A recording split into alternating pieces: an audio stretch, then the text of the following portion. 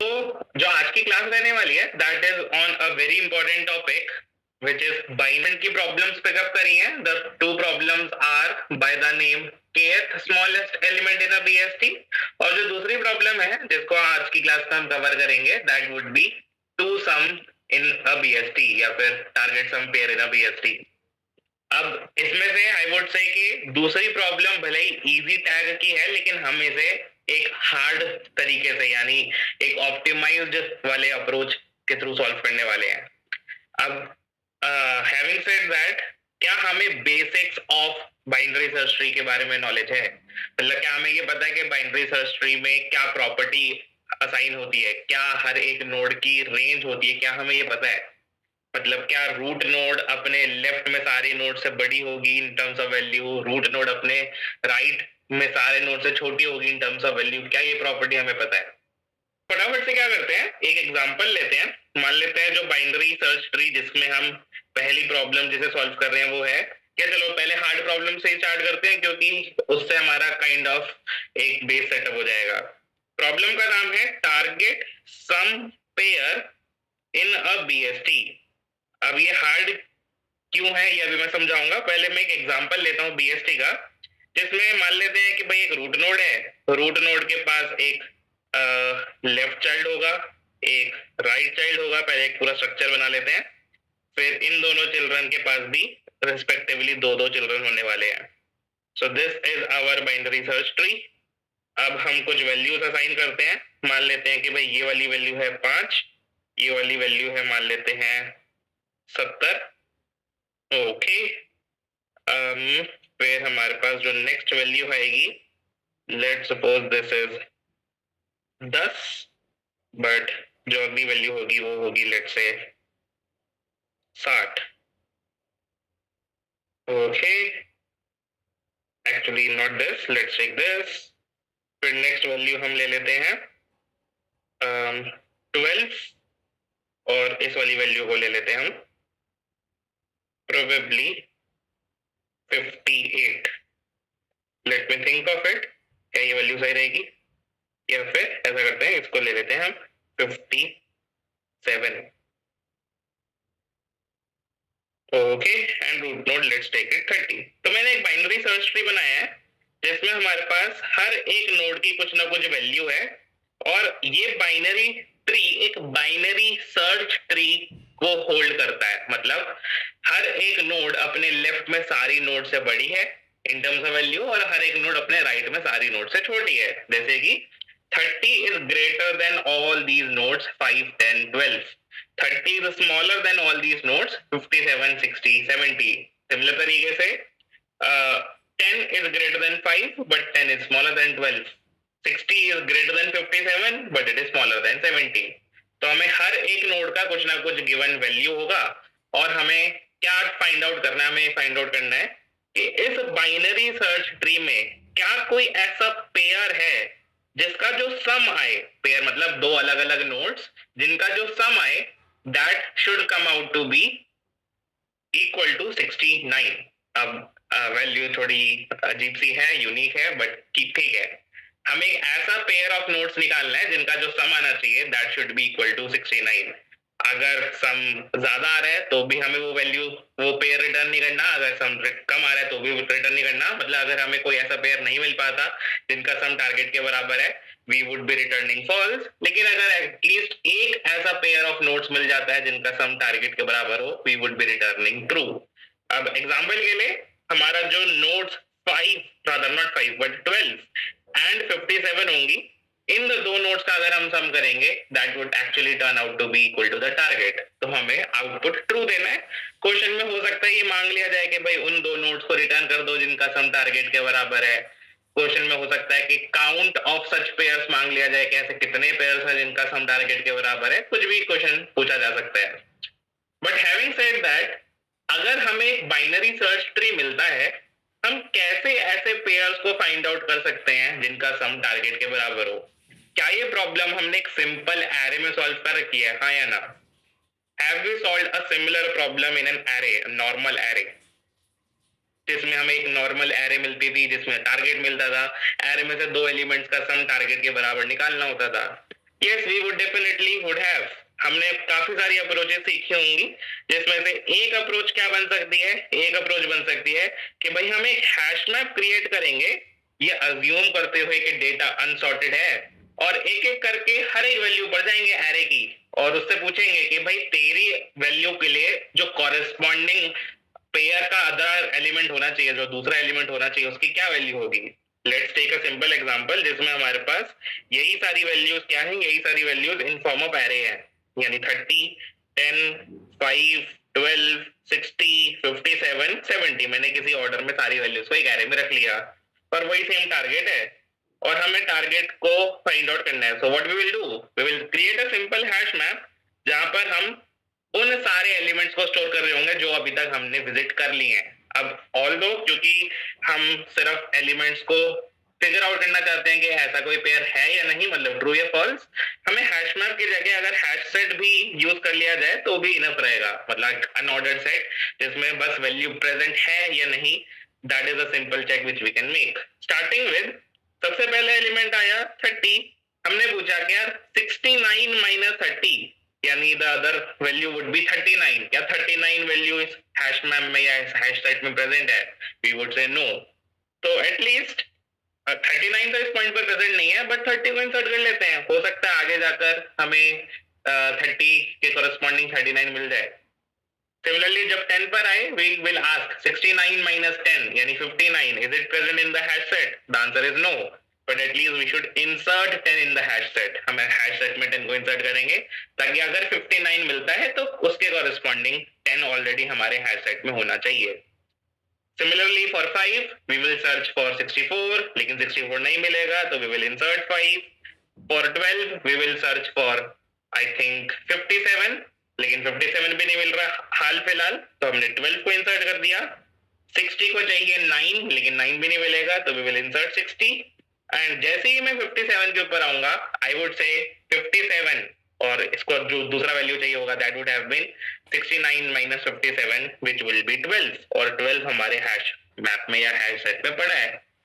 Since we have found a pair, we would be returning true, और अगर मान लो ऐसा कोई पेयर नहीं मिल पाता तो आंसर दे देते फॉल्स। अब बात आती है, क्या ये हम सेम स्ट्रैटेजी रेप्लिकेट कर सकते हैं for a binary search tree, हाँ या ना? क्या ये अप्रोच वन इजीली रेप्लिकेबल है in case of binary search tree? जो हम ट्रेवर्सल एक एरे के ऊपर लगा रहे हैं, उसे एरे के ऊपर ना लगा के क्या हम अब ट्री के ऊपर एक ट्री ऑर्डर ट्रेवर्सल या इन ऑर्डर ट्रेवर्सल, कोई सा भी ट्रेवर्सल परफॉर्म कर सकते हैं? ट्रेवर्सल से फर्क नहीं पड़ता, क्योंकि वैसे भी जो हैश मैप वाला सॉल्यूशन है उसमें वैल्यूज तो अनसॉर्टेड ही चाहिए, हमें कोई ऑर्डर में तो वैल्यूज चाहिए नहीं। अगर हम 30 फिर 10 फिर 5 फिर 12 फिर 60 फिर 57 फिर 70 पर जाएं तो ऑब्वियसली हमें आउटपुट इवेंचुअली मिल पाएगा ट्रू या फॉल्स। अगर ये अप्रोच हम ट्री के ऊपर लगाते हैं, how much extra time complexity and extra space complexity we will take? Extra time तो कुछ नहीं होता, but how much time complexity we will take and how much extra space we will take?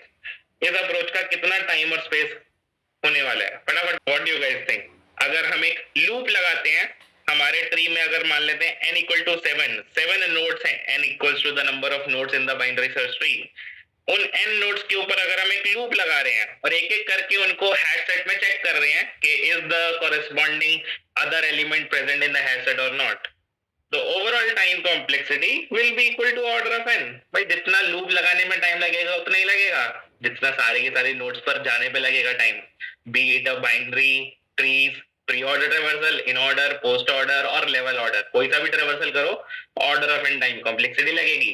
But apart from that, ये हम अगर DFS BFS लिख देते हैं, डीएफएस यानी pre order in order post order, BFS यानी level order, breadth first search, depth first search. लेकिन space complexity की बात करेंगे तो हम दो डेटा स्ट्रक्चर एटलीस्ट ले रहे हैं।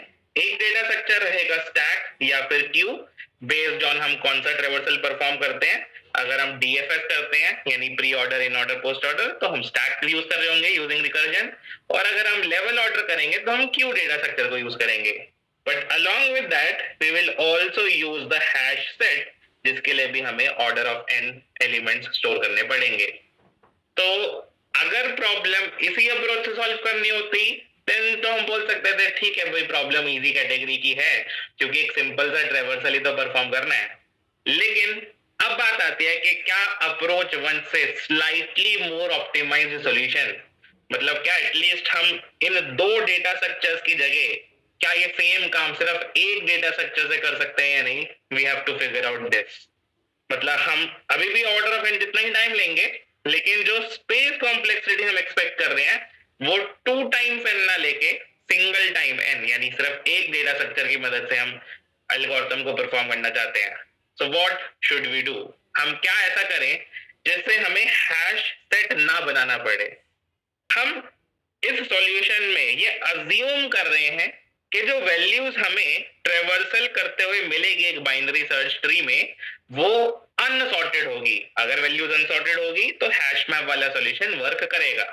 लेकिन क्या कुछ ऐसा ट्रेवर्सल करा जा सकता है हमारे बाइनरी सर्च ट्री में जिससे हमारा जो ट्रेवर्सल है वो हमें सॉर्टेड वैल्यूज ला कर दे? क्या बाइनरी सर्च ट्री का कोई भी ऐसा ट्रेवर्सल होता है क्या, out of pre order, in order, post order, level order, इन चारों में से कोई भी ऐसा ट्रेवर्सल होता है क्या जो कि हमें एक सॉर्टेड आउटपुट ला कर दे, यानी मिनिमम से मैक्सिमम वैल्यूज या फिर मैक्सिमम से मिनिमम? द ट्रेवर्सल जो हमें फॉर श्योर गारंटी करता है कि हमें सॉर्टेड आउटपुट मिलेगा वो होता है इन order traversal for a binary search tree. ऐसा क्यों? अगर मैं इस बाइनरी सर्च ट्री में इन ऑर्डर चलाऊं, इन ऑर्डर का क्या मतलब होता है कि भाई पहले रूट के लेफ्ट चिल्ड्रन को एक्सप्लोर करो, यानी लेफ्ट सब ट्री को एक्सप्लोर करो, फिर उसके बाद रूट नोड को एक्सप्लोर करना, यानी रूट नोड को प्रिंट करना या फिर इवैल्यूएट करना, एंड देन रूट नोड के राइट सब ट्री को एक्सप्लोर करना, यानी राइट चाइल्ड में सारी वैल्यूज को एक्सप्लोर करना। तो अगर इस ट्री में बात करें तो 30 बोल रहा है कि भाई मेरे को प्रिंट करने से पहले इन an array, in a sorted array, पहले मेरे लेफ्ट चिल्ड्रन को प्रिंट करो और वो 30 से छोटे हैं, और मेरे प्रिंट करने के बाद मेरे राइट चिल्ड्रन को प्रिंट करना। तो मैं समवेयर इन द मिडल 30 अभी लिख देता हूँ। 30 से पहले कौन प्रिंट होंगे? उसके लेफ्ट वाले सारे nodes in the same way, पहले लेफ्ट फिर रूट फिर राइट, यानी पहले 5 फिर 10 फिर 12, लेफ्ट रूट राइट। तो मैंने लिख दिया भाई सबसे पहला नोड है 5, अगला है 10, अगला है 12। सेम वे जो 30 का राइट सब ट्री है उसमें भी सारी वैल्यूज अकॉर्डिंगली प्रिंट होंगी, यानी लेफ्ट चाइल्ड फिर रूट नोड एंड फिर द राइट चाइल्ड। अगर और भी फर्दर बड़ा ट्री होता है तो सेम स्ट्रेटेजी हम अपना रहे होते, बट एनीवेज अभी छोटा सा ही ट्री है समझने के लिए, तो हम बोल रहे हैं कि भाई 57, 60 और 70 ये हमें सारी की सारी वैल्यूज मिल पा रही हैं। अगर एक बार हमने एक सॉर्टेड ट्रेवर्सल फॉर्म कर लिया, मतलब अपने बाइनरी सर्च ट्री से इन ऑर्डर ट्रेवर्सल परफॉर्म करके एक सॉर्टेड एरे मंगवा ली यूजिंग इन ऑर्डर, क्या अब सॉर्टेड एरे के ऊपर यही सेम काम करना, यानी टारगेट को फाइंड करना, क्या कुछ इजी हो सकता है? Is it better to perform, is there any better solution जहां पर हमें कोई हैश मैप जैसा या हैश सेट जैसा कोई डेटा स्ट्रक्चर ना बनाना पड़ रहा हो? Let me take it on the next slide. अब भूल जाओ एक बार के लिए कि भाई हमारे पास बाइनरी सर्च ट्री था, हमने उस बाइनरी सर्च ट्री को क्या कर लिया, हमने उस बाइनरी सर्च ट्री को एक सॉर्टेड एरे में कन्वर्ट कर लिया यूजिंग इन ऑर्डर। अब उस सॉर्टेड एरे के ऊपर हमें टारगेट पेयर फॉर्म करना है, टारगेट पेयर सर्च करना है। So what we can do is not the binary search, सिर्फ एक ही आंसर आया चैट में, that is a two pointer technique. इस टू पॉइंटर टेक्निक को समझते हैं।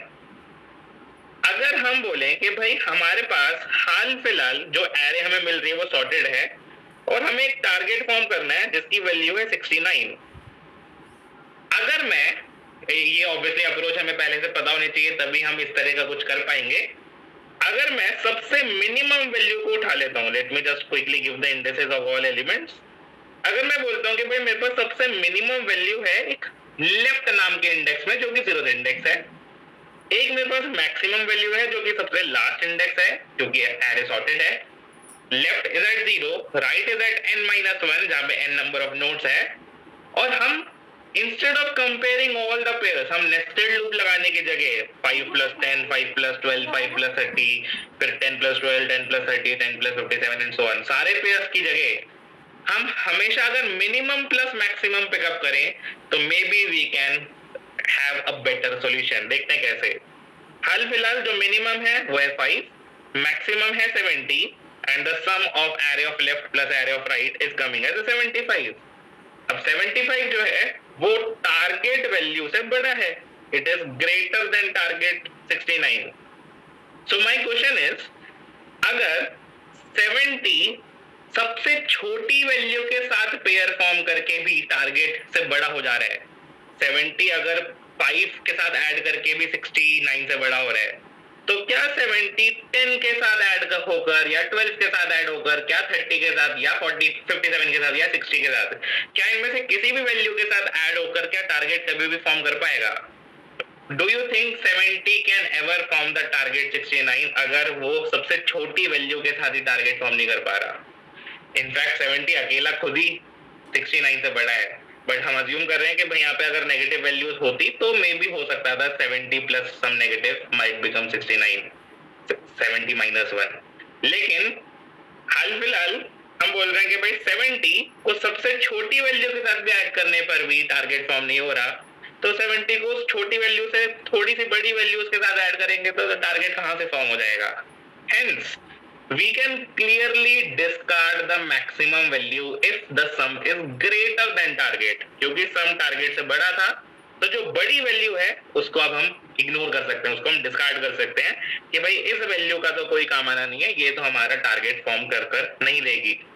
So now the next maximum has to be the previous index, यानी जब हमारा सम ग्रेटर देन टारगेट था उस सिनेरियो में हमने क्या करना है, उस सिनेरियो में हमने राइट माइनस माइनस कर देना है, राइट को पिछले इंडेक्स में ले जाओ, क्योंकि मिनिमम तो अभी भी 5 ही रहेगा, 5 can probably give a target अगर 5 प्लस 64 मिल जाता है तो, लेकिन 70 क्योंकि टारगेट नहीं बन सकता था तो हमने राइट वैल्यू को अब फिफ्थ इंडेक्स मान लिया, यानी राइट पॉइंटर माइनस माइनस कर दिया।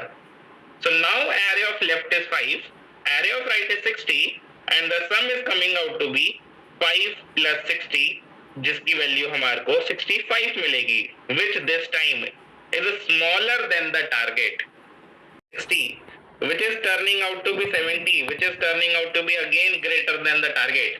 क्या करना चाहिए फोक्स? 10 को डिस्कार्ड करें, 60 को डिस्कार्ड करें, फटाफट बताना है।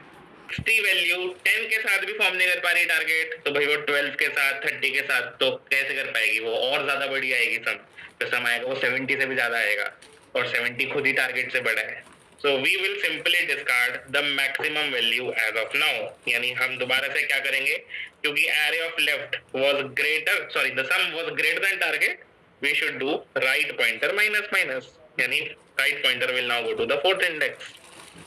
इस बार सम निकालेंगे तो it will be 10 plus 57 which is I think 67 which is smaller than 69, since it is smaller now what we should do, फटाफट सम इस बार अगर छोटा आ रहा है तो किस वैल्यू को डिस्कार्ड करें, 10 को या 57 को?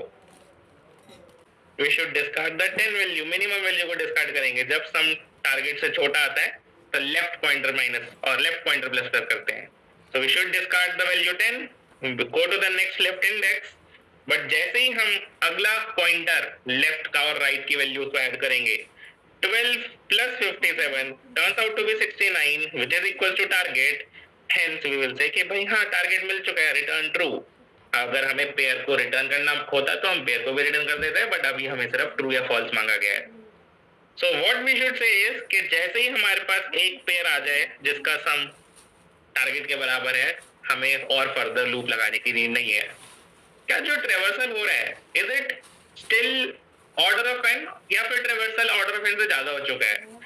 अगर हम जो ट्रेवर्सल अभी परफॉर्म कर रहे हैं, क्या हम अभी भी लेफ्ट पॉइंटर को एट मैक्स मिड तक लेके जा सकते हैं, मतलब इन वर्स्ट केस मिड तक, और राइट पॉइंटर को भी समवेयर नियर द मिड, मतलब जो ये लेफ्ट और राइट है ये कब तक प्लस प्लस माइनस माइनस होते जाएंगे जब तक दोनों एक दूसरे को क्रॉस ना कर जाएं?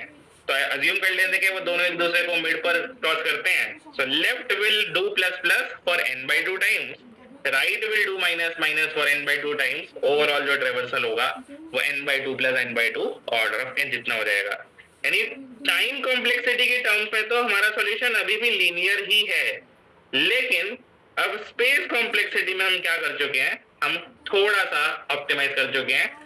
हमने एक्चुअल में तो ऑप्टिमाइज नहीं करा, हमने बस हाल फिलहाल एक पर्टिकुलर डेटा स्ट्रक्चर को दूसरे पर्टिकुलर डेटा स्ट्रक्चर से रिप्लेस किया है। ऐसा क्यों बोल रहा हूं मैं?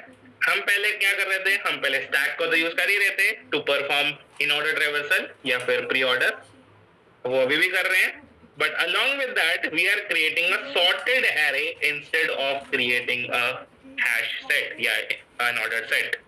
तो हाल फिलहाल डेटा स्ट्रक्चर तो यूज हो रहे हैं लेकिन हैश सेट यूज नहीं हो रहा, मतलब पिछले वाले अप्रोच से थोड़ा सा डिफरेंट अप्रोच है। इस इस कोड में हम थोड़ा सा ऑप्टिमाइज कब बोल सकते हैं एवरेज केस में, कि जैसे ही हमें एक पेयर मिल जाता है जिनका सम टारगेट के बराबर है, हम तभी के तभी ब्रेकआउट कर जाएंगे। अगर मान लो वो पेयर मिनिमम प्लस मैक्सिमम में मिल जाता है तो आगे जाने की नीड नहीं है। तो एवरेज केस में हो सकता है ये थोड़ा सा बेटर परफॉर्म करे, क्योंकि हैश सेट में अगर हमें लुकअप्स करने होते हैं, अगर हमें सर्च करना होता है हैश सेट के अंदर, अनऑर्डर्ड सेट के अंदर, तो वो कभी कभार कोलिजन्स की वजह से लीनियर जा सकता है, कभी कभार जाता है। हम हमेशा उस कॉर्नर केस को इग्नोर करते हैं, लेकिन वो एक है limitation hash set data structure की। In the worst case due to collisions hash set के अंदर इंसर्ट करना हो या फिर सर्च करना हो यानी गेट करना हो, इस तरह के ऑपरेशंस हमारे लीनियर हो सकते हैं। So we should avoid using hash sets as maximum as possible in an DSA interview. So coming back, हाल फिलहाल जो हमने सॉल्यूशन लिखा है ये बहुत ही बढ़िया चलेगा। इसमें हम इन ऑर्डर लगाकर सारे वैल्यूज को एरे में डालकर उन वैल्यूज के ऊपर टू सम लगा पाएंगे। क्या फटाफट से पहले इसका कोड करें? अभी भी कोड जो है वो मीडियम डिफिकल्टी का ही हुआ है, या फिर I would say easy to medium ही है, but I will give you even better approach जिसमें हम इस सॉर्टेड एरे को ही ऑल टुगेदर हटाएंगे, प्लस जो स्पेस हम यूज कर रहे हैं, हाल फिलहाल हम ऑर्डर ऑफ एन का स्पेस यूज कर रहे हैं बिकॉज ऑफ सॉर्टेड एरे, हम इवेंचुअली स्पेस को ऑप्टिमाइज करेंगे to order of height of the tree, यानी सिर्फ एक ब्रांच में जितनी नोड्स होंगी हम सिर्फ उतना ही स्पेस लेंगे इवेंचुअली। लेकिन क्या पहले इसका कोड करें? चलो चलते हैं। लेट्स राइट अ फंक्शन जिस फंक्शन की मदद से हमें क्या मिलेगा, जिस फंक्शन की मदद से हमें एक सॉर्टेड ट्रेवर्सल मिल पाएगा। अभी के लिए मैं वॉइड रिटर्न टाइप रख रहा हूँ डीएफएस का, जिसमें हमें ऑब्वियसली ट्री मिलेगा यानी रूट नोड मिलेगी। हाल फिलहाल हमें कोई टारगेट वैल्यू के को हम टारगेट नाम दे देते हैं इंस्टेड ऑफ नेमिंग इट के, लेट्स नेम इट टारगेट। तो टारगेट तो हमें डीएफएस में नहीं भेजना, इन ऑर्डर ट्रेवर्सल में टारगेट की नीड नहीं है। उसमें तो बस एक वेक्टर चाहिए जिसमें सारी वैल्यूज सॉर्टेड होकर इंसर्ट हो जाएंगी, और ये वेक्टर हम शुरू में क्या करेंगे, हम शुरू में बाय रेफरेंस पास करेंगे लेकिन एम्प्टी होगा शुरू में, यानी एक भी एलिमेंट इस वेक्टर में नहीं होगा। तो let me create a vector of zero size. I think C plus plus में इसी तरीके से जीरो साइज का वेक्टर क्रिएट करा जाता है। And let's call the DFS by passing this vector. आप चाहो तो डीएफएस से रिटर्न भी करवा सकते हो वेक्टर, मैंने पास कर दिया, एक ही बात है, थोड़ा पास करना सिंपल हो जाता है कोड में। इफ रूट इज नल, अगर रूट नल हो जाता है तो हम रिटर्न करते हैं, वरना हम दो कॉल्स लगाते हैं। I am not repeating DFS कैसे होता है, I am assuming here everyone knows how to perform depth first search. लेकिन मेरे को ये फटाफट से बताना है कि जो हमें एरे के अंदर वैल्यू को इंसर्ट करना है, हम चाहते हैं कि इन ऑर्डर में इंसर्ट हो, where should we insert it? Should we insert it at line number 16? क्या ये वाली लाइन जो होगी वो इन ऑर्डर रिवर्सल होगी? और should we insert it at line number 19 और should we insert it at line number 21? कहां पर एरे के अंदर करंट नोड की वैल्यू को डालने से इन ऑर्डर ट्रेवर्सल हमें मिल पाएगा?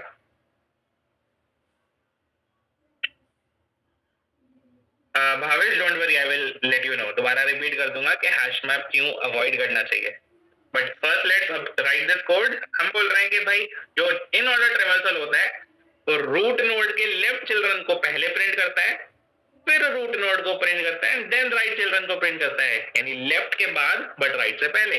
तो we will be adding, we will be pushing back the root's value, और आई थिंक जावा में रूट की वैल्यू को एरो के थ्रू निकालते हैं। So we will be pushing back root's value in the in order, यानी दोनों कॉल्स के बीच में। कहीं पर भी सिंटैक्स में अगर दिक्कत हो रही हो, कहीं लग रहा हो गलत है, तो please let me know. I used to code in C++, but अभी हो सकता है कि एक दो जगह सिंटैक्स में थोड़ा इशू आ जाए because I work in Java in my company. Anyways, एक बार हमें डीएफएस ट्रेवर्सल पूरा होकर मिलेगा, यानी हमें ऑर्डर ऑफ एन टाइम में सारे के सारी नोड्स एक एरे के अंदर सॉर्टेड मिल जाएंगी, उसके बाद we will start our two pointer, जिसमें left pointer will be at 0th index but right pointer will be at array's last index, array का size -1। And now we will apply the two pointer. कब तक हमें two pointer चलाना है? हम ये left को प्लस प्लस, राइट को माइनस माइनस किस पॉइंट तक करेंगे? यहाँ पर एक थोड़ा सा कंस्ट्रेंट ध्यान में रखना होगा, ये left plus plus right minus minus किस पॉइंट तक होगा, क्या कंडीशन हम अप्लाई करें? क्वेश्चन में बोल रखा है कि जो दो एलिमेंट जिनका सम होना चाहिए टारगेट के बराबर, वो दो अलग अलग नोड्स होने चाहिए, सेम नोड नहीं होनी चाहिए। यानी लेफ्ट और राइट इंडेक्स अलग अलग इंडेक्स होने चाहिए, सेम इंडेक्स नहीं होना चाहिए। हाँ, ये पॉसिबल है कि बाइनरी सर्च ट्री में डुप्लीकेट्स हो, मतलब अगर मान लो ये भी 30 है, ये भी 30 है और टारगेट आपको 60 बोला जा रहा है, so you can pick 30 plus 30 equal to 60। दो अलग अलग नोड्स सेम वैल्यू की हो वो ले सकते हैं, लेकिन सेम नोड को दो बार लेकर 30 plus 30 at the same index can not be treated as the target. तो लेफ्ट हमेशा राइट से छोटा होना चाहिए। अगर मान लो अभी के लिए ये जो टारगेट आया था, सम आया था 69, मान लो 69 टारगेट ना होता, इस पॉइंट पर आप लेफ्ट प्लस प्लस करते हैं, let's assume left plus plus हम कर रहे हैं, फिर मान लेते हैं कि टारगेट दोबारा से हमारा इक्वल नहीं आता, तो हम राइट माइनस माइनस करते हैं। जिस दिन लेफ्ट और राइट पॉइंटर बराबर आ रहे हैं उस दिन हमें लूप को रोकना है। या फिर एक और पॉसिबिलिटी क्या हो सकती है कि लेफ्ट पॉइंटर राइट से बड़ा भी हो सकता है। मान लो आपके पास एरे में एक ही एलिमेंट था, उस सिनेरियो में तो आपको लूप चलाना ही नहीं है। So what we should do is we should say कि भाई जब तक लेफ्ट छोटा रहता है राइट से तब तक लूप चलेगा। जिस दिन लेफ्ट या तो बराबर हो जाए राइट के या बड़ा हो जाए उस दिन हमें लूप को रोकना है।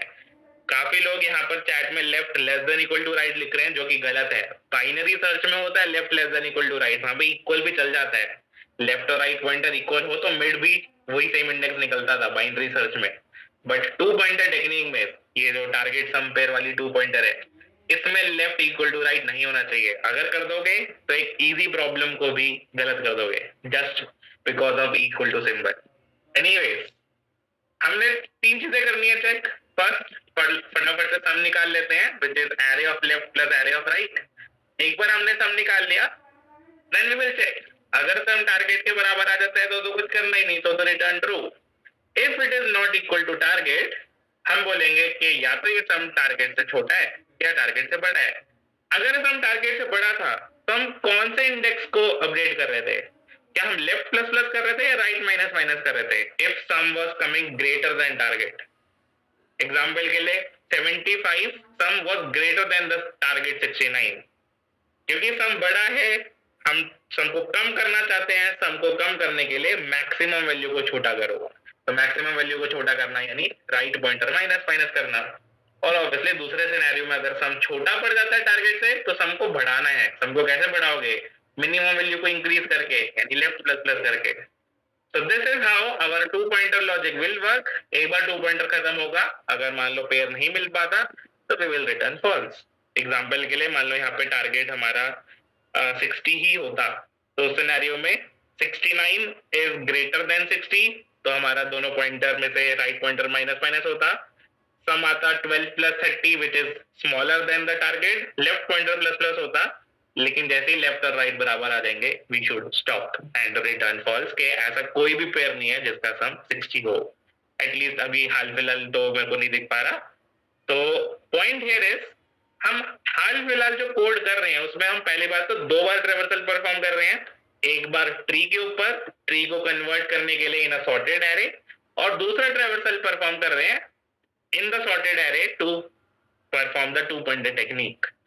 तो टू टाइम्स ट्रेवर्सल्स, पहली चीज, पहली दिक्कत जो इंटरव्यूअर आपसे बोलेगा कि फिक्स करो कि भाई मैं एक ही बार ट्रेवर्सल परफॉर्म करना चाहता हूं, वैसा बोलेंगे। And second issue in this code is, हम दो दो डेटा स्ट्रक्चर्स यूज कर रहे हैं, but not that much important. दो डेटा स्ट्रक्चर हो, तीन हो, उससे कोई इतनी बड़ी बात नहीं होती। The space complexity is the constraint here. जो स्पेस कॉम्प्लेक्सिटी हम यूज कर रहे हैं वो ऑर्डर ऑफ n है, क्योंकि एरे में सारे के सारे एलिमेंट जाएंगे। हम चाहते हैं स्पेस कॉम्प्लेक्सिटी को रिड्यूस करके ऑर्डर ऑफ हाइट कर दिया जाए, यानी जितना ट्री की हाइट है, जितने नंबर ऑफ लेवल्स हैं ट्री के अंदर, उतना ही स्पेस कॉम्प्लेक्सिटी हम लेना चाहते हैं। हैश मैप्स हमें क्यों अवॉइड करने चाहिए? हैश मैप्स अवॉइड करने का एक सिंपल से रीजन होता है। हैश मैप्स बोलो या फिर अनऑर्डर्ड मैप बोलो या फिर हैश सेट बोलो या अनऑर्डर्ड सेट बोलो, सारे एक ही चीज होती है। इनको अवॉइड करने का एक रीजन होता है क्योंकि एक एल्गोरिथम जिसे जिनके थ्रू ये डेटा स्ट्रक्चर्स बनाए जाते हैं, उस एल्गोरिथम का नाम होता है हैशिंग एल्गोरिथम।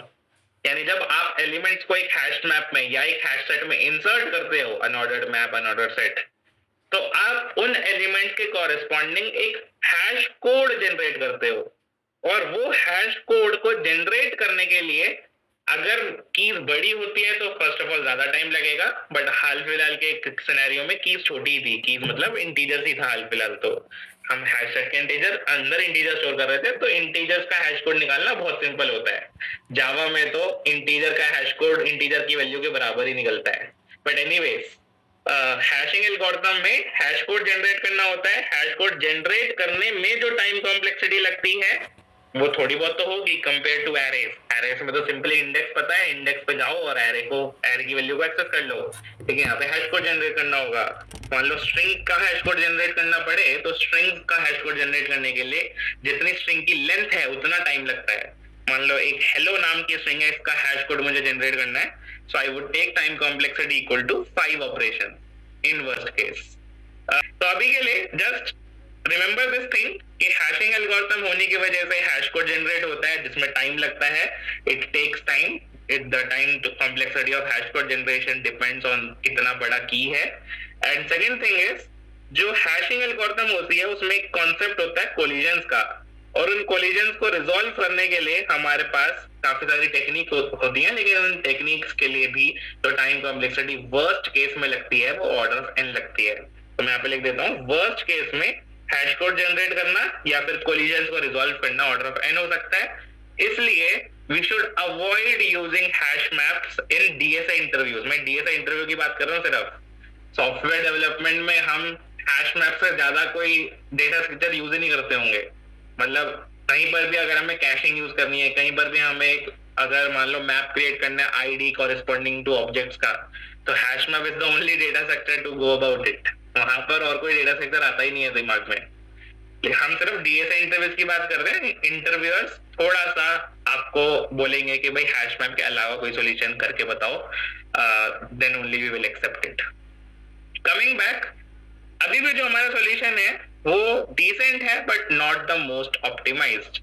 अब इस सॉल्यूशन को ऑप्टिमाइज करने के लिए हमें सीखना पड़ेगा the traversal of a binary tree या फिर binary search tree but iteratively. तो लेट्स अंडरस्टैंड कि भाई एक डेप्थ फर्स्ट सर्च एल्गोरिथम अगर हमें परफॉर्म करनी हो, टू बी वेरी स्पेसिफिक, अगर हमें एक बाइनरी ट्री में, नॉट जस्ट बीएसटी, कोई भी बाइनरी ट्री चलेगा, अगर एक बाइनरी ट्री के ऊपर इन ऑर्डर परफॉर्म करना हो, इसको आप आगे आगे जाके प्री ऑर्डर में कन्वर्ट कर सकते हो, पोस्ट ऑर्डर में कन्वर्ट कर सकते हो। अभी के लिए हम इन ऑर्डर सीख रहे हैं।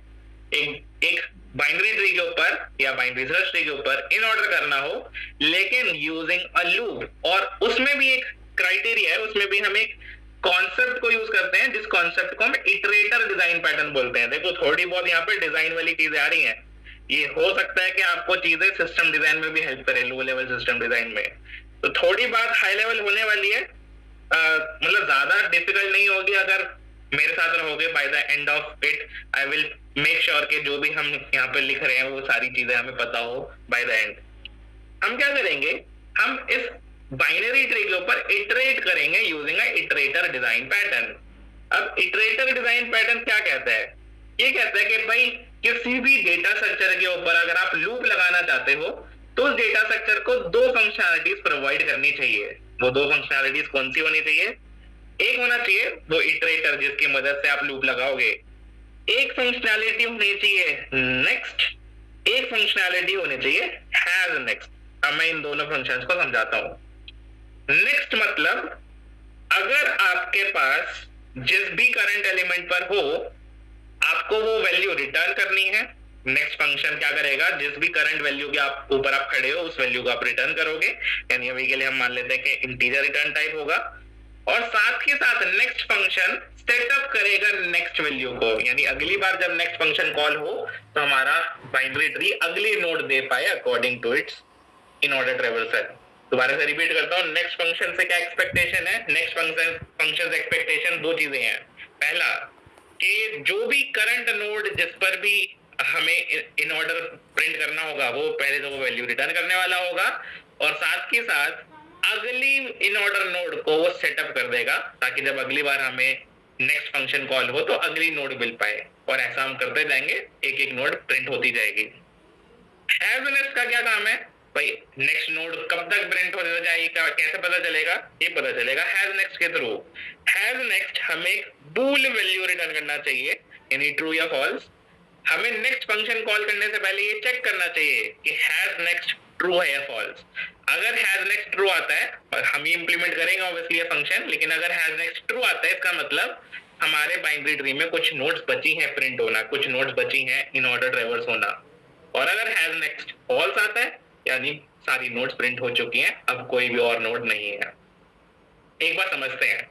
शुरू में मेरे पास अगर हाल फिलहाल बाइनरी सर्च ट्री में एक भी नोड अभी तक प्रिंट नहीं हुई है, my question is has next अगर मैं कॉल करता हूं, इनिशियली आउटपुट क्या आना चाहिए?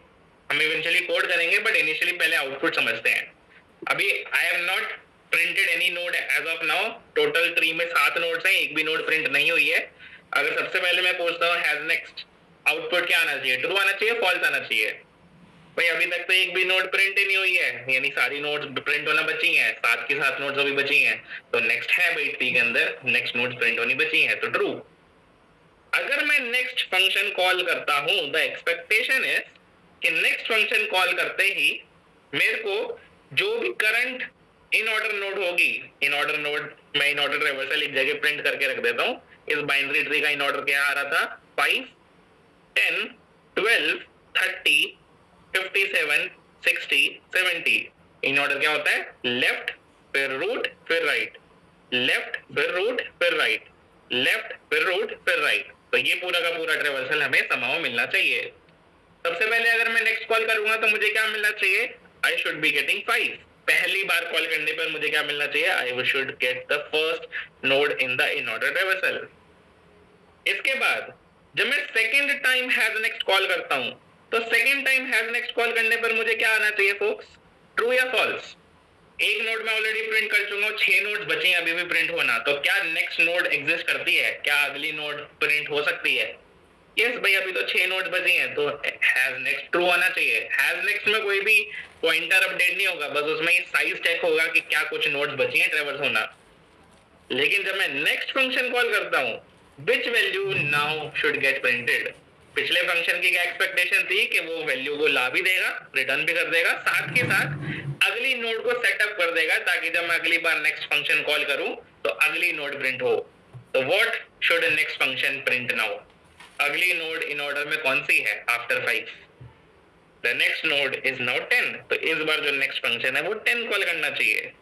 ऐसा कब तक होगा? ऐसा टोटल 7 बार होगा, यानी लास्ट जो 7th time has next call होगा, 7th time has next call होने पर ट्रू देगा क्योंकि बाइनरी ट्री में टोटल 7 नोड्स हैं।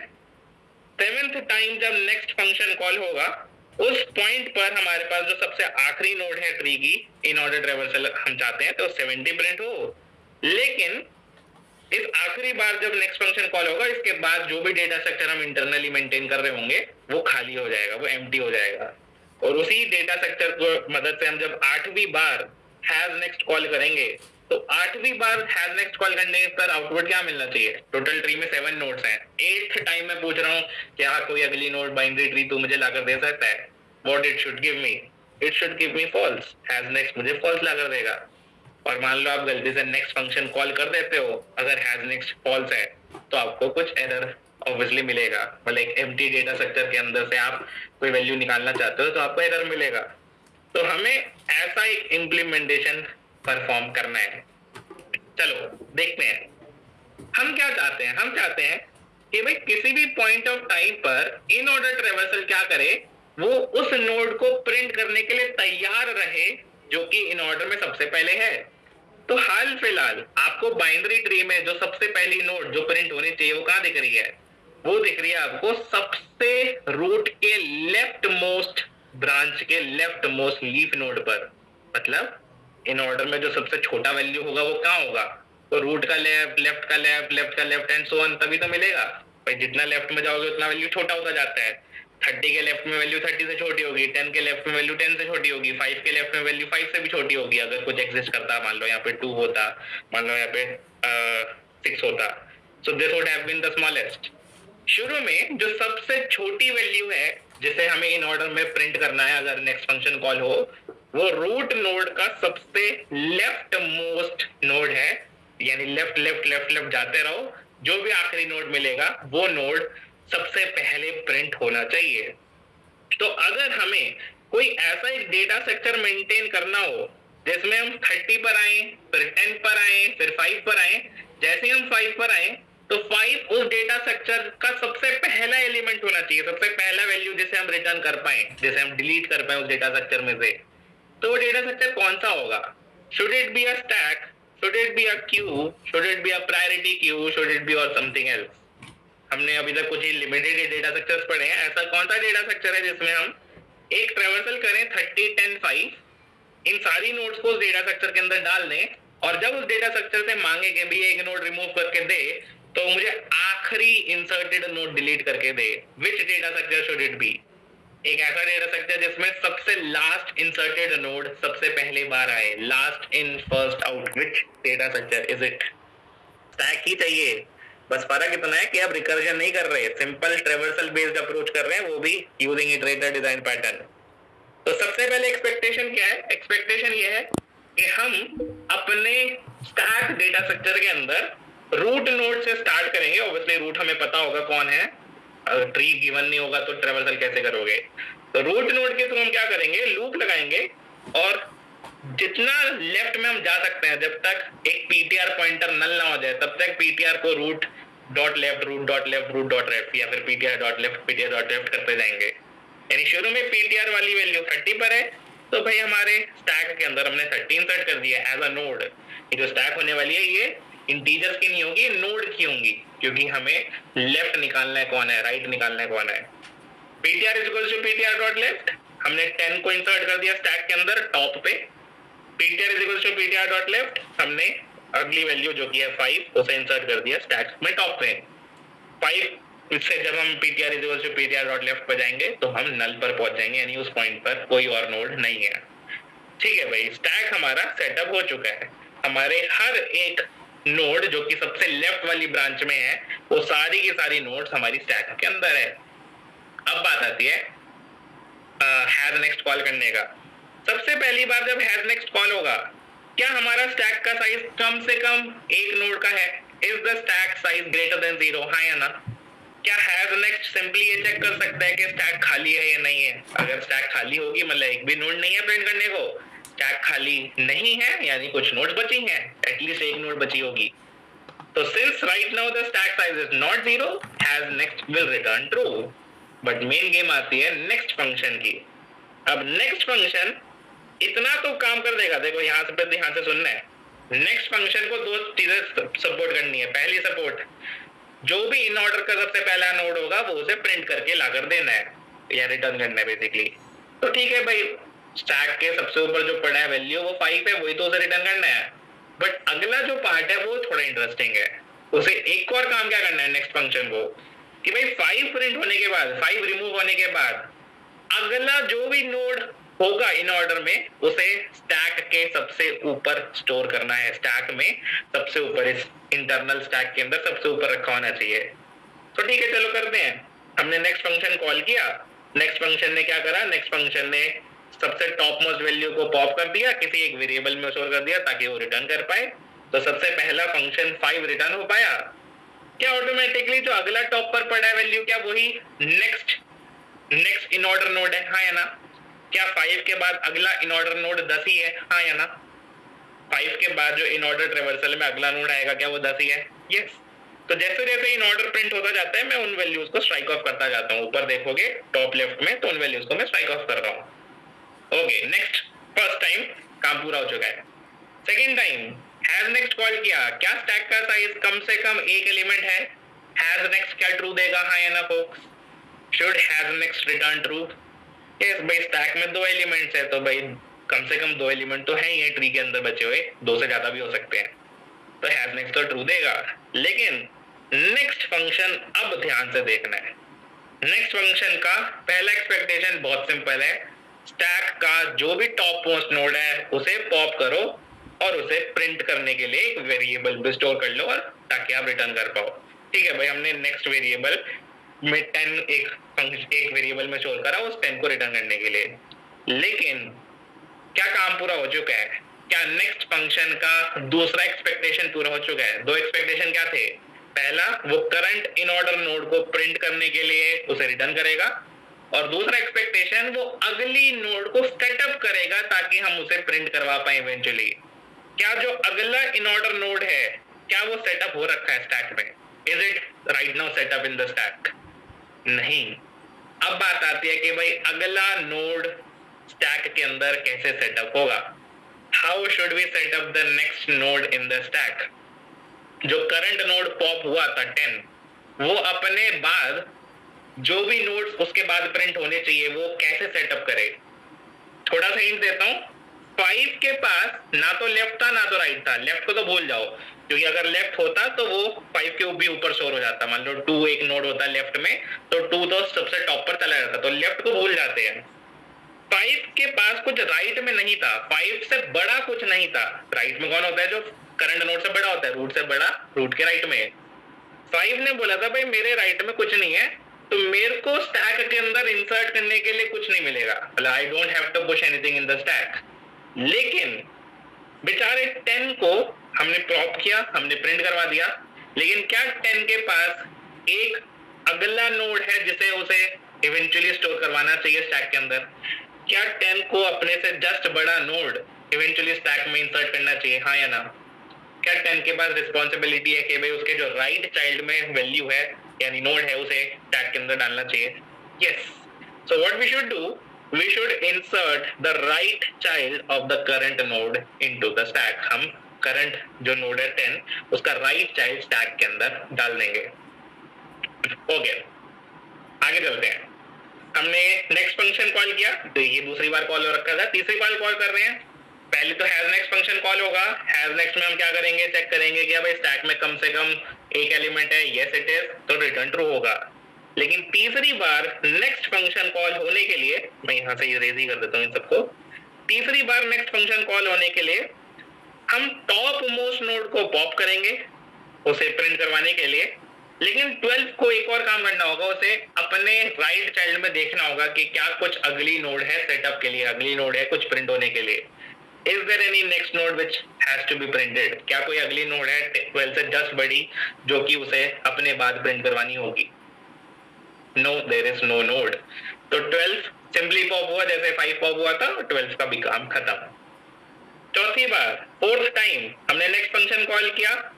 पहले हैज नेक्स्ट करेंगे क्योंकि स्टैक का साइज एटलीस्ट 0 से बड़ा है, यानी कम से कम एक एलिमेंट है, तो कुछ एलिमेंट्स है प्रिंट होने के लिए। बट अब यहाँ पर थोड़ा सा गेम आ रहा है, उस गेम को ध्यान से समझना है। पहली बात तो नेक्स्ट फंक्शन अगला नोड 12 के बाद कौन प्रिंट करना चाहिए? कौन सा नोड स्टैक के टॉप में है जो इवेंचुअली प्रिंट होना चाहिए folks? Which node should get printed? Stack में कौन सा एक अकेला नोड है? वो है 30। हमने 30 को ऑफ करवा लिया ताकि हम उसे रिटर्न करवा पाए इवेंचुअली। लेकिन जैसे कि 10 ने अपने राइट चाइल्ड को इंसर्ट किया था, वहां पर सिर्फ एक ही चाइल्ड था 12। ध्यान से सोच के बताओ, क्या 30 को सिर्फ अपना राइट चाइल्ड 16 इंसर्ट करना चाहिए या फिर थोड़े से और नोड्स भी होंगे जो 30 इंसर्ट करवाएगा? दो रिस्पॉन्सिबिलिटी थी नेक्स्ट फंक्शन की। पहली रिस्पॉन्सिबिलिटी, खुद को प्रिंट करवाने के लिए खुद को रिमूव करवा दो स्टैक से और रिटर्न कर दो फंक्शन में। लेकिन रिटर्न करने से पहले अपने से आगे वाले नोड्स जो प्रिंट होने चाहिए उन्हें स्टैक के अंदर सेटअप करवा लो। So should 30 only insert 60? मतलब क्या 30 के बाद जो अगला मिनिमम वैल्यू आना चाहिए 30 से जस्ट बड़ा वैल्यू, क्या वो 60 है क्या? Is the next minimum, is the next in order node, is it 60? कौन सा नोड है अगला इन ऑर्डर में? 30 के बाद कौन सा नोड है इन ऑर्डर में? The next in order node is 57. तो ये 30 अपने राइट में तो देखेगा, उससे जो अगला नोड होगा वो 30 से बड़ा होगा, यानी 30 के राइट में होगा। लेकिन स्पेसिफिकली उस ट्री में कहां पर? हम सिंपली पहले बोल रहे थे कि भाई 10 को अपना सिंपली राइट चाइल्ड भेजना है, स्टैक के अंदर इंसर्ट करना है। लेकिन 30 तो बेचारा बोल रहा है कि भाई 60 तो नहीं है अगला नोड, 60 नो डाउट प्रिंट होगा बट उससे पहले कोई और भी नोड प्रिंट होना चाहिए। सो व्हाट शुड 30 डू? 30 को अपने कौन कौन से नोड्स को प्रिंट करवाना चाहिए, इंसर्ट करवाना चाहिए इनटू द स्टैक ताकि आगे आने वाले नोड्स इन ऑर्डर में प्रिंट हो पाए? What do you guys think, क्या लगता है? याद करो जो सबसे पहले हमने काम किया था वो क्या किया था? हमने रूट से बोला था कि भाई रूट तू अपने से स्टार्ट करता हुआ अपने सारे के सारे लेफ्ट लेफ्ट लेफ्ट तक जाता जा और सारे नोड्स को इंसर्ट कर दे स्टैक में, 30, 10 और 5 सबको इंसर्ट कर दे। 10 ने भी सेम काम किया होगा मोस्ट लाइकली। पहले तो 5 ने किया होगा, 5 को दिखा होगा राइट में तो कुछ है ही नहीं। 10 ने किया होगा कि भाई 12 को इंसर्ट करो, 12 के लेफ्ट में जाओ, कुछ है नहीं। अब 30 पर बात आ रही है, 30 भी अपने राइट पर जाएगा, लेकिन क्या उसे भी अपने राइट चाइल्ड के लेफ्ट लेफ्ट लेफ्ट जब तक मिलता जाता है नोड्स तब तक सारी नोड्स को इंसर्ट करवाना चाहिए। थिंक ऑफ इट भाई, 30 का नेक्स्ट इन ऑर्डर रिवर्सल में अगला नोड कौन होगा, जिसे हम बोलते हैं in order successor. In order successor वो होगा जो 30 के राइट साइड तो होगा, बट उस राइट साइड में सबसे छोटा नोड, यानी सब राइट साइड का सबसे left most node. So what should 30 do? 30 should go to its right child. जब 30 पॉप हुआ था स्टैक में से, 30 should go to its right child और तब तक सारी नोड्स को वो स्टैक के अंदर पुश करवाएगा जब तक उसे लेफ्ट नोड मिलती जाती हैं, सारी नोड्स को पुश करवाएगा। तो 30 विल पुश 60, सिर्फ 60 नहीं पुश होगा क्योंकि 60 is not the next in order node, it will also push the next node यानी 57। मान लो 57 का भी लेफ्ट होता, लेट मी जस्ट अज्यूम कि यहाँ पर हमारे पास एक नोड है जिसकी वैल्यू है 55, तो 30 क्या करता, इन तीनों नोड्स को इंसर्ट करता। 30 क्या करता, अपने राइट में जाता और जब तक उसे लेफ्ट मिलता जाता है तब तक वो सारी नोड्स को इंसर्ट करता जाता। द रीजन इज 30 को अपना अगला इन ऑर्डर नोड चाहिए। इन ऑर्डर मतलब अगला just greater value, 5, 10, 12, 30 and then 55, then 57, then 60, then 70। In order successor निकालने के लिए हमें करंट नोड के राइट में जाना है और सारी नोड्स को पुश करते जाना है स्टैक के अंदर जब तक हमें लीफ ना मिल जाए, जब तक हमें नल ना मिल जाए।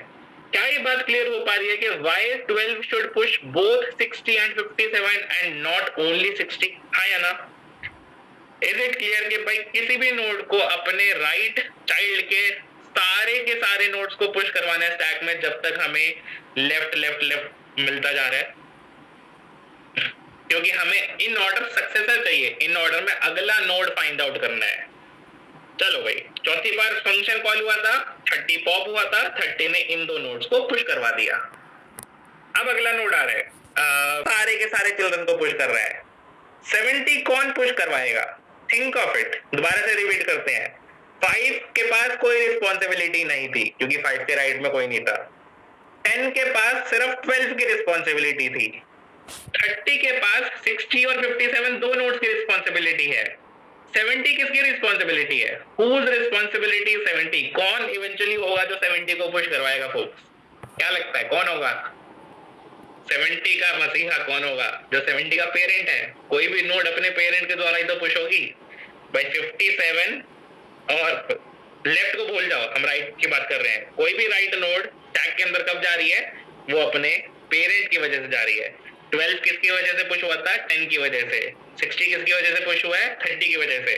तो 70 भी किसकी वजह से पुश होगा? वो उसके पेरेंट की वजह से पुश होगा, 60 की वजह से पुश होगा। क्या ये बात समझ आ रही है कि 70 क्यों नहीं पुश हुआ? Pratiksha and two other folks as well. अगर चाहोगे तो मैं एक थोड़ा सा बड़ा ट्री लेकर भी ट्राई कर लूंगा, but this thing is very very important to understand कि हम किन नोड्स को स्टैक के अंदर पुश कर रहे हैं to set up the next function. Next function को अगली बार कॉल करने के लिए हम कौन कौन सी नोड पुश करेंगे, ये बहुत इंपॉर्टेंट है। चलो, तो हमने 30 को पॉप करवाया, 30 ने दो काम करे, अपने राइट चाइल्ड के सारे लेफ्ट वाले ब्रांच के सारी नोड्स को पुश करवा दिया, यानी 60 और 57 को पुश करवा दिया। लेकिन 5th टाइम जब नेक्स्ट फंक्शन कॉल होगा, कौन पॉप होगा? कौन है स्टैक के टॉप में? पांचवा मिनिमम नोड इन ऑर्डर में कौन है? आफ्टर 30 प्रिंट हो चुका है। After 30 who is the next node? बिल्कुल भावेश, करंट के राइट पर जाओ और उसके जितने भी लेफ्ट हैं उन सबको पुश करवा दो स्टैक में। This is every nodes responsibility after getting popped out in the next function. Next function में जो भी नोड पॉप हो रही है वो अपने राइट पे जाएगा और सारी नोड्स को पुश करवाएगा। राइट पर जाएगा, सारी नोड्स को पुश करवाएगा। राइट पर जाएगा 12 और अपनी सारी नोड्स को पुश करवाएगा अगर कुछ होती है तो। 30 ने भी क्या करा? राइट पर गया, सारी नोड्स को पुश करवा दिया लेफ्ट वाली ब्रांच के। सारी नोड्स नहीं, सिर्फ लेफ्ट वाली ब्रांच के सारे नोड्स लेफ्ट लेफ्ट लेफ्ट जाते रहना है। पांचवी बार जब नेक्स्ट फंक्शन कॉल हुआ, who is the next top most node? अगला नोड 30 के बाद कौन है?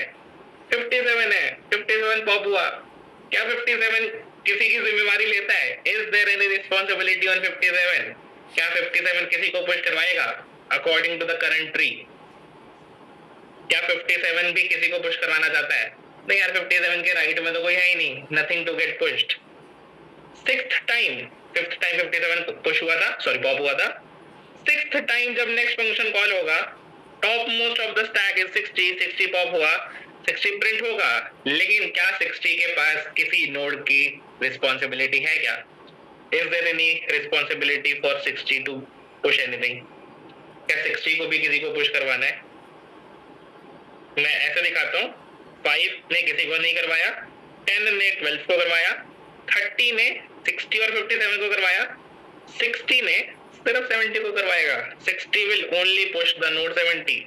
60 प्रिंट हो गया, लेकिन 60 अपने से बाद अपने इन ऑर्डर सक्सेसर को स्टैक के अंदर इंसर्ट करके जाएगा। Okay, last time 7th time has next, क्योंकि कम से कम एक नोड है, ट्रू आएगा। हैज नेक्स्ट के बाद जब नेक्स्ट कॉल करेंगे तो वो एक अकेला नोड पॉप होगा, वो एक अकेला नोड पुश होगा, सॉरी प्रिंट होगा, लेकिन क्या 70 अपने बाद किसी नोड को पुश करवाएगा क्या? Is there any responsibility for 70? क्या 70 के बाद भी कुछ है क्या? There is no node after 70। और जब अब 8 टाइम हैज नेक्स्ट कॉल होगा तो हम देखेंगे कि भाई स्टैक तो खाली हो चुका है, stack is empty, no node to pop, we are done. So without any recursion, just by maintaining a stack जिसमें एक पॉइंट पर एक ब्रांच हो सकती है, शुरू में 30 10 5 थे, उसके बाद 12 था, उसके बाद 60 57 थे, एक टाइम पर एक ब्रांच हो सकती है स्टैक के अंदर, इसलिए जो स्पेस कॉम्प्लेक्सिटी हमारी रहेगी वो सिर्फ और सिर्फ ऑर्डर ऑफ हाइट रहेगी। टाइम कॉम्प्लेक्सिटी तो लीनियर है, टाइम कॉम्प्लेक्सिटी तो सारी नोड्स पर जाएगी, तो ऑर्डर ऑफ एन होगा, लेकिन space complexity is only order of height. मैं अभी हाइट प्रॉपर्ली लिखता हूँ। अभी वाले ट्री में अगर ट्री बैलेंस होता है तो हाइट सिर्फ और सिर्फ log n निकलती है।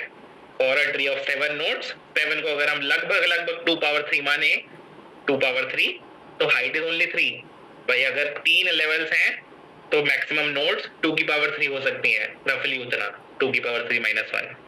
सो द पॉइंट हियर इज कि using this iterator design pattern हम स्पेस कॉम्प्लेक्सिटी को इवन फर्दर रिड्यूस कर पा रहे हैं to order of height of the tree. और हम ऐसा मानते हैं यूजुअली कि रिकर्जन थोड़ा स्लो होता है compare to iteration. Iteration fast होगा, इटरेशन में आपको कोई फंक्शंस पुश नहीं करवाने, कोई फंक्शंस पॉप नहीं करवाने, सिंपल एक लूप ही तो चल रहा है। लूप चलाने में टाइम कॉम्प्लेक्सिटी नहीं, लेकिन टाइम, द एग्जैक्ट टाइम कम लगता है। किसी लूप को एग्जीक्यूट करवाना हो वर्सेस रिकर्जन को एग्जीक्यूट करवाना हो, always prefer loops if both are taking same time same space. Prefer loops क्योंकि वो थोड़ा फास्ट चलेगा। Recursion versus iterator, who is better? Iterator is better for sure. अगर आप इटरेटर को ही रिकर्जन से इंप्लीमेंट कर दोगे तो obviously iterator will have the same time complexity as recursion. हम यहाँ पर इटरेटर डिजाइन पैटर्न तो ये नहीं बोल रहे iterator design pattern will always be equal to loops. Iterator design pattern में आप चाहो तो रिकर्जन कर लो, हम रिकर्जन नहीं कर रहे क्योंकि हमें स्पेस कॉम्प्लेक्सिटी लिमिटेड रखनी थी। आप चाहते तो रिकर्जन कर सकते थे, बट रिकर्जन में आप ऐसे रुक रुक के ट्रेवर्सल नहीं कर पाते। एटलीस्ट अभी वाले कोड में आप रिकर्जन नहीं कर पाते। हो सकता है किसी सिनेरियो में रिकर्जन के थ्रू भी इटरेटर इंप्लीमेंट हो पाए, अभी तो नहीं हो सकता था हाल फिलहाल। तो ये सॉल्यूशन अभी हो रहा है, ये हार्ड वाला सॉल्यूशन है, not the easy one. Easy वाला तो ऑलरेडी लिख चुके हैं हम क्या करते हैं, हम एक नया क्लास बनाते हैं जिसको हम PST इटरेटर बोलेंगे, या फिर हम बोल सकते हैं कि इन ऑर्डर इटरेटर। इसमें हम अलग से क्लास क्यों बना रहे हैं? क्योंकि हमें 2 फंक्शंस इंप्लीमेंट करने हैं, इन 2 फंक्शंस को हम बार बार कॉल कर रहे होंगे। पहली चीज, हम इस इटरेटर के अंदर एक तो स्टैक मेंटेन करेंगे, लेकिन स्टैक किस चीज की होनी चाहिए folks? What should the stack contain? जिस स्टैक को हम मेंटेन कर रहे थे वो स्टैक किस चीज की होनी चाहिए? ध्यान से याद करो, हमने जो स्टैक में चीजें पुश करी थी, क्या वो वैल्यूज पुश करी थी या नोड्स पुश करी थी? We were pushing the node, ताकि हम रूट का लेफ्ट, रूट का राइट ये सब निकाल पाए। अगर इंटीजर पुश कर दोगे तो इंटीजर का लेफ्ट, इंटीजर का राइट नहीं निकाल पाओगे।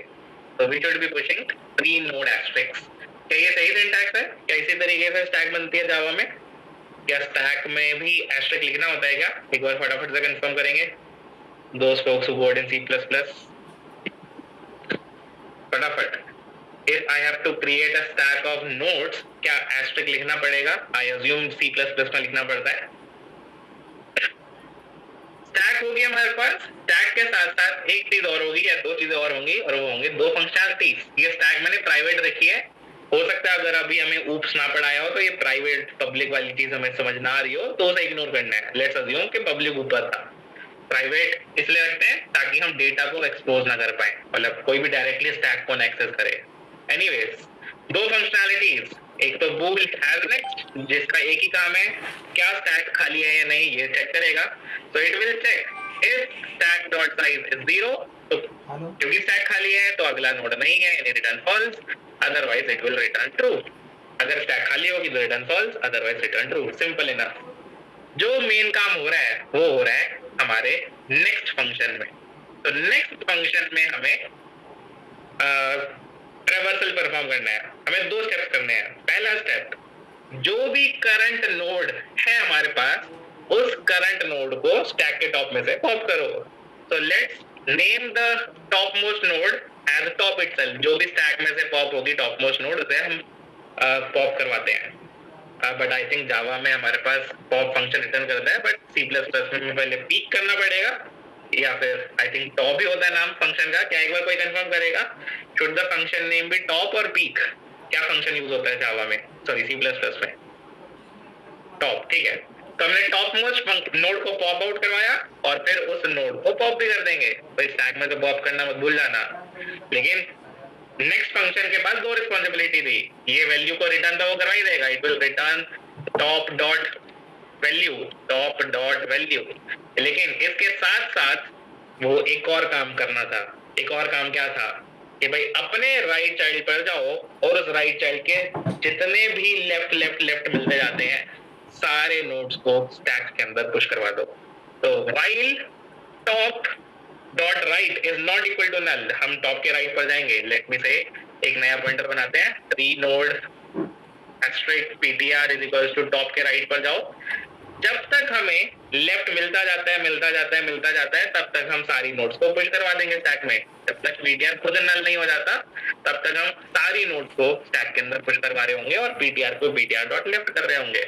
So we will add the ptr node in the stack, we will push the ptr node and then we will say ptr is equals to ptr dot left। प्रतीक्षा आप बोल रहे हो कि asterisk नहीं लगता, देख लेंगे, अगर मान लो सिंटैक्स एरर आ रहा होगा तो एस्ट्रिक हटा के देख लेंगे, कोई नहीं। लेकिन इसमें अभी भी एक चीज मिसिंग है। क्या कोई याद कर सकता है क्या मिसिंग है? शुरू में जो इन ऑर्डर इटरेटर होगा इनिशियली ये खाली होगा। अगर इनिशियली ये खाली होगा तो इनिशियली ही एज नेक्स्ट फॉल्स आ जाएगा, मतलब एक भी बार नेक्स्ट फंक्शन कॉल ही नहीं कर पाओगे आप। सबसे स्टार्टिंग में हमने काम किया था, वो काम किसी को याद आ रहा है क्या? सबसे स्टार्टिंग में एक चीज परफॉर्म करी थी हमने, जिसके बाद हमने हैज नेक्स्ट नेक्स्ट वो वाली फंक्शनैलिटीज इंप्लीमेंट करी थी। वो सबसे स्टार्टिंग वाला काम क्या था? इन ऑर्डर इटरेटर को सिर्फ एक चीज मिलेगी और वो क्या है? वो है रूट नोड। उस रूट नोड की मदद से हमने शुरू में स्टैक को कैसे एस्टैब्लिश किया था? उस रूट नोड की मदद से क्या हमने कुछ काम किया था? Does anyone remember that initial work जो हमने कंस्ट्रक्टर के अंदर किया हो, मतलब स्टार्टिंग में ही कर लिया हो? क्या रूट नोड के लिए खुद भी रूट के लेफ्ट रूट के लेफ्ट रूट के लेफ्ट सारी नोड्स को स्टैक के अंदर पुश करवाया था, हाँ या ना? Without even calling has next, without even calling next function, क्या रूट खुद भी अपने सारे के सारे लेफ्ट नोड्स को स्टैक के अंदर पुश करवा रहा था ताकि जो सबसे मिनिमम वैल्यू हो शुरू में वो स्टैक के टॉप पर हो। सबसे स्टार्टिंग वैल्यू स्टैक का टॉप होना चाहिए जो कि रूट का लेफ्ट मोस्ट नोड होगा, लेफ्ट मोस्ट ब्रांच का node. So what we should do is we should have a constructor, और आई थिंक C++ में हम कंस्ट्रक्टर ऐसे बनाते हैं जिसका नाम वही होता है जो क्लास का नाम है, ये तो हर लैंग्वेज में होता है, लेकिन उस कंस्ट्रक्टर के अंदर हम रूट नोड को पास करेंगे। Without root node we cannot create the stack, we have to push all the nodes. यही सेम काम जो यहाँ पर कर रहे हैं, यही सेम काम हमें यहाँ करना है, बस instead of starting from top dot right यहाँ पर हमें रूट से स्टार्ट करना है। मतलब रूट से स्टार्ट करो, जब तक रूट को अपना लेफ्ट मिलता जाता है मिलता जाता है मिलता जाता है उन सारे नोड्स को पुश करवाते जाओ। सो थोड़ा सा बड़ा क्लास है, एक बार क्या करते हैं, एक बार let's just print the nodes according to in order iterator. मैं डीएफएस वाले फंक्शन को हटा देता हूँ एंड क्या करते हैं, जस्ट फॉर नाउ एरे में शो करते हैं, जस्ट टू कंफर्म कि क्या हमें वैल्यू सही मिल पा रही है या नहीं। तो व्हाइल एक पहले इटरेटर बनाएंगे, इन ऑर्डर इटरेटर, जिसका नाम हम रख देंगे मान लेते हैं आईटीआर, इटरेटर का नाम आईटीआर रख देते हैं, जिसमें हम रूट पास कर देंगे। फिर इस इटरेटर की मदद से जब तक इटरेटर का हैज नेक्स्ट ट्रू आता है तब तक हमें क्या करते जाना है, तब तक जो भी नेक्स्ट वैल्यू हमें मिलती जाएगी हमें उसे अपने एरे के अंदर पुश करवाना है। पहले हम यूजिंग एरे देखना चाहते हैं कि क्या एरे में हमें सॉर्टेड मिल भी पा रहा है वैल्यू, क्या हमें इन ऑर्डर सही से ट्रेवर्स हो भी पा रहा है। तो let's just print the array, let's run a loop. I think C++ में हमें सीधा सीधा वेक्टर प्रिंट होकर नहीं मिल सकता, तो let's run a loop over all the elements and let's print all of them. या फिर ऐसा करते हैं कि ये जो भी वैल्यू हमें मिल पा रही है इसको हम गेट कर लेते हैं पहले एक वेरिएबल में वैल नाम के, और इस वैल को इंसर्ट करने के साथ साथ प्रिंट भी कर देंगे, जस्ट टू वेरीफाई कि क्या हमें सॉर्टेड आउटपुट मिलेगा या नहीं मिलेगा। कोई चैट में लिख रहा है सेमीकोलन इज मिसिंग। कहां पर सेमीकोलन मिसिंग है? ओके, क्लास के एंड में सेमीकोलन होना चाहिए। एक तो ये मिसिंग है। भावेश आप कह रहे हो लाइन नंबर 34 यहाँ पर तो सही लग रहा है यार, 24 में तो ठीक लग रहा है। Sorry, top arrow right, thank you. Dot नहीं होता, एरो होता है। बाकी आई थिंक अभी के लिए हाल फिलहाल तो ठीक लग रहा है। एक बार कोड को रन करते हैं, फिर एक बार दोबारा ट्राई रन करेंगे। और अभी भी थोड़ा बहुत बचा है इस कोड में ऑपरेशंस परफॉर्म करना। कोड तो सही चल रहा है। मान लेते हैं वैल्यू है 1, यहाँ पर है 2, यहाँ पर है 3, यहाँ पर है 4, 5, 6, 7, 8, 9, 10। एक बहुत ही सिंपल सा ट्री लिया है जिसमें हम इजीली जो ट्रेवर्सल है वो कर पाएंगे, मतलब सारी वैल्यूज गिनती की दिख रही है आपको तो आसानी से हम एक्सप्लोर कर पाएंगे, ऑब्जर्व कर पाएंगे। एक नोड और डाल लेते हैं, यहाँ पर रख देते हैं 11। चलो स्टार्ट करें। Is everyone paying attention? इतना याद कैसे रखना है? याद नहीं करना प्रतीक्षा। कोड अगर याद करने बैठोगे तो कभी भी डीएसए नहीं कर पाओगे। It is not coding equivalent to remembering it. Code design होता है, कोड इम्प्लीमेंट होता है, उसमें डीबग होता है, कभी भी रटना नहीं होता कोड। काफी बिगिनर्स ये मिस्टेक करते हैं, वो कोड रटने स्टार्ट कर देते हैं, ये सोचते हैं कि भाई ये जो इतनी सारी शीट्स अवेलेबल हैं इसमें 250 प्रॉब्लम ही तो है, 250 कोड रट लेते हैं, उन्हीं में से कोई नया प्रॉब्लम आ जाएगा। वेरिएशंस अगर सॉल्व करने हैं, कोई नई प्रॉब्लम सॉल्व करनी है तो वो कॉन्सेप्ट क्लियर होना चाहिए instead of remembering the code. चलो let's start. First of all root node थी हमारे पास 1, स्टैक था शुरू में एकदम खाली। क्या स्टैक में हमें कोई नोड पुश करवानी चाहिए इन द वेरी स्टार्टिंग? जब हमने ये इन ऑर्डर का इटरेटर बनाया, यहाँ राइट साइड देखो, जब हमने स्टार्टिंग में इटरेटर बनाया यूजिंग द रूट नोड, क्या कंस्ट्रक्टर के अंदर ही ये चीज को बोलते हैं हम कंस्ट्रक्टर, क्या कंस्ट्रक्टर के अंदर ही हमने कुछ काम किया ऐसा? Have we done some pre processing in the constructor? If yes then what it is? जैसे ही हमने एक इटरेटर बनाया, क्या हमने कुछ नोड्स स्टैक में पुश करी? अगर हाँ तो वो कौन कौन से नोड्स पुश करी? स्टार्टिंग में ही कौन कौन सी नोड्स हमने स्टैक के अंदर पुश कर रखे हैं? एक ही आंसर आया अब तक।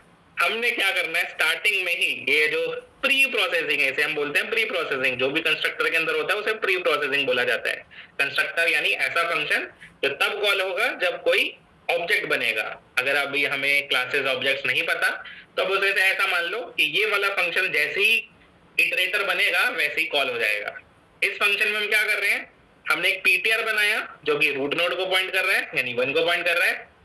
जब तक ये पीटीआर नल नहीं हो जाता तब तक हम पीटीआर को स्टैक के अंदर डाल रहे हैं और पीटीआर को ptr.left लेके जा रहे हैं। तो पहले पीटीआर है 1, तो 1 को स्टैक के अंदर डाल दिया, ptr is equals to ptr.left, 2 को डाल दिया, ptr is equals to ptr.left, 3 को डाल दिया, ptr is equals to ptr.left, 4 को डाल दिया, ptr is equals to ptr.left, 4 का लेफ्ट नल है, उस पॉइंट पर काम खत्म। यानी जो ट्री का सबसे लेफ्ट मोस्ट ब्रांच है वो सारी की सारी नोड्स हमारे सबसे पहले वाले लूप में, कंस्ट्रक्टर वाले लूप में हमारे स्टैक के अंदर इंसर्ट हो जाएगी। जिन भी लोगों को ये प्री प्रोसेसिंग समझ आई हो फटाफट से चैट में यस लिखना है। मैं इनको उसी कलर से मार्क कर देता हूँ जिस कलर से हमने पुश किया है। जिनको ये प्री प्रोसेसिंग समझ आई है please right yes in the chat फटाफट। फिर इसके बाद स्टार्ट करेंगे फंक्शंस को कॉल करना। तो प्री प्रोसेसिंग यानी पहला लाइन पूरा हो चुका है। अब स्टार्ट हो रहा है ये जो लूप है जिसकी मदद से हम ट्रेवर्सल परफॉर्म कर रहे हैं। सो वी आर चेकिंग क्या iterator there pass has next true है। तो इटरेटर चेक करता है भाई क्या स्टैक का साइज 0 तो नहीं है, नहीं भाई स्टैक का साइज 0 तो नहीं है, मतलब हैज नेक्स्ट ट्रू है, वी विल रिटर्न ट्रू। तो क्योंकि हैज नेक्स्ट ट्रू है, हमने नेक्स्ट वाले फंक्शन को कॉल करके वैल्यू मंगवा ली कि जो भी इन ऑर्डर का अगला वैल्यू है वो मुझे लाकर दे दो। तो नेक्स्ट फंक्शन के पास दो रिस्पॉन्सिबिलिटी थी। पहली रिस्पॉन्सिबिलिटी अगली नोड को रिटर्न करवाए, वो इवेंचुअली रिटर्न करवा रहा है। दूसरी रिस्पॉन्सिबिलिटी उसके पास थी कि नेक्स्ट नोड को सेटअप करवाए। तो पहला काम क्या करेगा, वो जो भी टॉप मोस्ट नोड है उसे पॉप करवाएगा। टॉप मोस्ट नोड पॉप हुई स्टैक के अंदर से, और इवेंचुअली वो टॉप मोस्ट नोड का वैल्यू भी रिटर्न हो पाएगा। तो मैं ऊपर लिख देता हूँ, जो सबसे पहली वैल्यू प्रिंट होगी वो 1 प्रिंट होगा। सबसे sorry not 1 but 4। Okay, I think मैंने वैल्यूज इन ऑर्डर तरीके से नहीं लिख रखी, but I think you got the point. In order हो या ना हो, सॉर्टेड हो या ना हो, ट्रैवर्सल तो सेम ही रहेगा ना, कोड तो सेम रहेगा। ये अभी जो ट्री है बाइनरी सर्च ट्री नहीं है, नॉर्मल ट्री है, तो इसलिए सबसे पहला वैल्यू 4 आ रहा है। एनीवेज 4 हमें मिला। हमने बोला भाई 4 नोड प्रिंट तो हो पाएगा, रिटर्न तो हो पाएगा, बट उससे पहले हमें क्या करना है, 4 के राइट में जाना है। टॉप का राइट, 4 अभी टॉप है तो टॉप के राइट पे जाओ, और जब तक हमें लेफ्ट लेफ्ट लेफ्ट मिलता जाता है, जब तक हम नल पर नहीं पहुंच जाते, तब तक 4 के राइट ब्रांच को पुश करवाते जाओ। तो क्या 4 के राइट में कुछ भी नोड्स हैं पुश करने लायक? क्या 4 के पास कोई भी ऐसी नोड है जो उसकी रिस्पॉन्सिबिलिटी है to insert in the stack? क्या इस लूप की मदद से 4 किसी भी नोड को पुश करवाएगा? क्या कोई नोड ही नहीं है 4 के राइट में, तो कुछ पुश ही नहीं होने वाला। 4 का right is null, ptr is equals to null, loop breaks, loop stops, तो एक भी नोड पुश ही नहीं हुई। Okay, next time has next, क्या कम से कम स्टैक में एक नोड है? बिल्कुल 3 नोड्स हैं। नेक्स्ट फंक्शन कॉल हुआ, सेकंड टाइम कॉल हो रहा है, तो स्टैक का जो भी टॉप मोस्ट नोड है वो पॉप हुआ, वो प्रिंट होने के लिए रिटर्न हो जाएगा। और दूसरा काम, जो भी नोड आपने पॉप करवाया है उसके राइट वाले नोड को उठाओ और उस राइट नोड के पूरी की पूरी लेफ्ट ब्रांच को पुश कर दो। तो 3 किस किस को पुश करवाएगा फोक्स? अब देखना है कितने लोगों को समझ आया है। 3 कौन कौन सी नोड्स को पुश करवाने वाला है into the stack? Great Dale, great Keshav, Varun, Tarun, भाई एक ही नोड है 3 के पास, तो उसका राइट चाइल्ड 5, उस 5 को वो पुश करवाएगा, और 5 के अलावा उसके पास और कोई नहीं है, क्योंकि जैसे ही हम 5 के लेफ्ट में जाएंगे नो नोड इज देयर। आगे चलते हैं। नेक्स्ट फंक्शन कॉल हुआ, हैज नेक्स्ट पहले कॉल होगा, क्योंकि ट्रू होगा तो नेक्स्ट कॉल होगा। नेक्स्ट कॉल होने की वजह से जो तीसरा नोड पॉप होगा वो होगा 5 प्रिंट होगा, लेकिन 5 भी बोलेगा कि भाई मेरे बाद मेरे राइट में कोई नहीं है, तो मेरे राइट में कोई नहीं है तो I am done, so 5 is also done. Next node कौन सी पॉप होगी? Which is the fourth node in the in order? पहली नोड ये थी, दूसरी ये थी, तीसरी ये थी। Who will be the fourth node in the in order traversal? अगला topmost node stack में से कौन निकलेगा? The next node will be 2. This is the fourth node in the stack जो टॉप पे है, तो 2 पॉप होगा। लेकिन क्या 2 के पास भी कुछ नोड्स की रिस्पॉन्सिबिलिटी है? Are there any responsibilities for node 2 to push? क्या 2 कुछ नोड्स को पुश करवाएगा? If yes, then what? कौन सी नोड्स ऐसी हैं जो 2 पुश करवाएगा? 2 will be pushing the node 6. एक अकेला नोड है जो उसके राइट में है, जो कि है 6। मान लो यहाँ पर एक बड़ा सा ब्रांच होता है 6 का, लेफ्ट 6.5, 7.5, 8.5, तो वो सारी नोड्स को पुश करवाता, अभी तो नहीं है।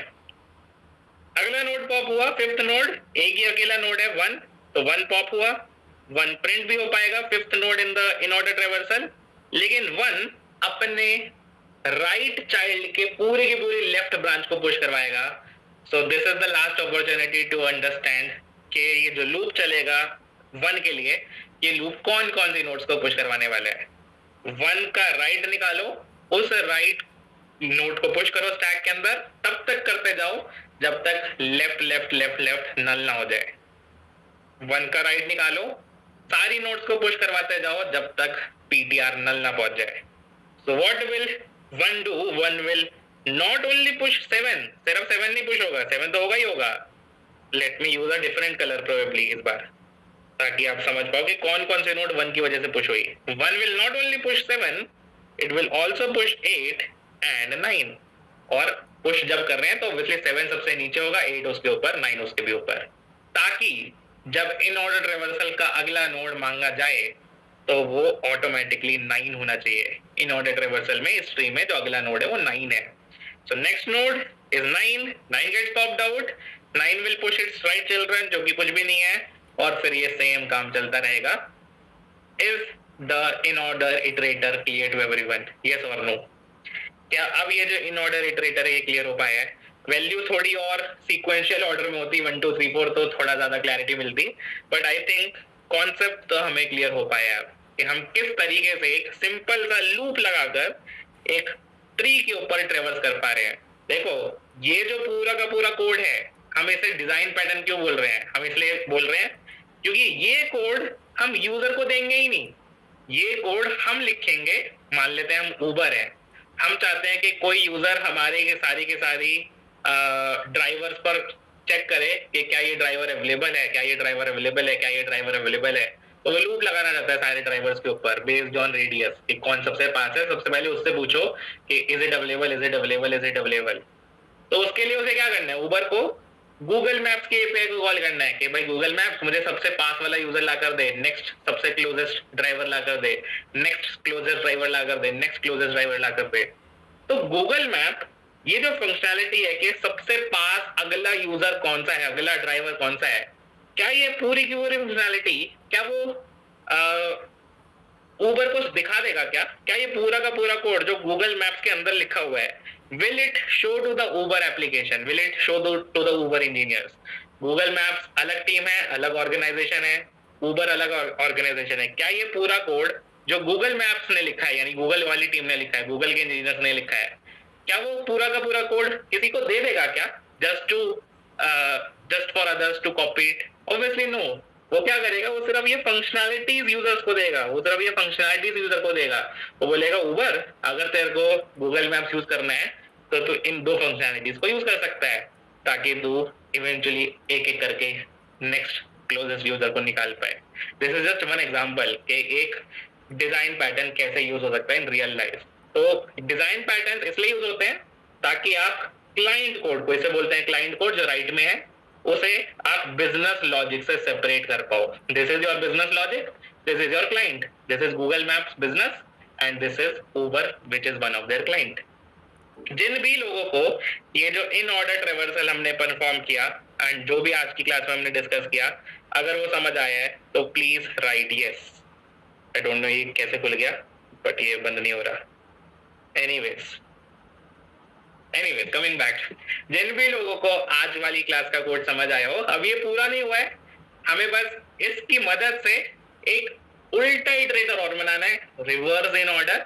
और उस रिवर्स इन ऑर्डर की मदद से हमें ये सेम काम जो हम 2 पॉइंटर में एरे के ऊपर कर रहे थे, वो एरे के ऊपर ना करके हमें दो इटरेटर्स की मदद से करना है. एक इन ऑर्डर इटरेटर, एक रिवर्स इन ऑर्डर इटरेटर. कितने लोग ट्राई करेंगे रिवर्स इन ऑर्डर इंप्लीमेंट करने का? How many of you will try to implement one more class by the name reverse in order iterator? बहुत ही छोटे छोटे चेंजेस हैं. अभी हम पहले लेफ्ट पर जा रहे हैं, फिर राइट पर जा रहे हैं. रिवर्स इन ऑर्डर में पहले राइट पर जाना है, फिर लेफ्ट पे जाना है. कुछ लोग यस पर लिख रहे हैं, but I am pretty sure कि एक दो लोग ही इंप्लीमेंट करते हैं और वही लोग इवेंचुअली आगे जाकर फिर कुछ तगड़ा फोड़ पाते हैं. बट आप लोग खुद से इंप्लीमेंट करो. अगर खुद से नहीं करोगे तो समझ नहीं आएगा. And with that, let's wrap up the today's session. Let's meet on some other day with some other topic. Until then, bye everyone. Have a great day ahead.